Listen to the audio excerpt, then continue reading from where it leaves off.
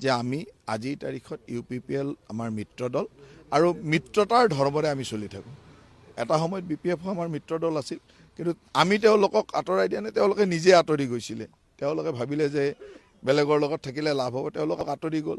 আৰু সেই সময়ত যিহেতু UPPL আমাৰ লগত মিত্ৰ দল হিচাপে এতিয়া আছে, কিন্তু এইটো কথাও আমি আশা ৰাখোঁ যে লোকসভা নিৰ্বাচনত সকলোৱে আমাক সহায় কৰক, আমাৰ তাত কোনো অসুবিধা নাই। UPPL আমাৰ লগত মিত্ৰ দল হিচাপে থাকিব, BPFে যদি সহায়ো কৰিব খোজে আমাৰ আপত্তি কৰিব লগা একো নাই। ৰাজনীতিত যিটো হয় সেইটোৰে ভেলু আছে। এতিয়া আপোনালোকে বহুত কথা আলোচনা কৰি থাকিব, এইবিলাক অসমত বহুত মানুহ কেইদিনমান আগলৈকে যোৱা 3 তাৰিখে একেবাৰে ভোজ খাম বুলি ৰেডি হৈ থকা নাছিল জানো? 3 তাৰিখে ভোজ খাম বুলি ৰেডি হৈ আছে, ফটকা একদম ৰেডি কৰি আছিল। এনেকুৱা ৰাজনীতিত কিছুমান মানুহ অত্যুৎসাহী মানুহ থাকে, চলি থাকে এইবিলাক।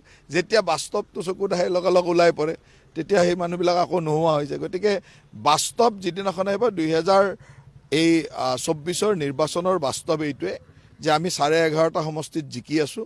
ই 14টা হ'বলৈও বৰ ডাঙৰ কথা নহয়, 14টা হৈ যাব পাৰে, সিমানলৈকে ৰক্ষা ৰাখক।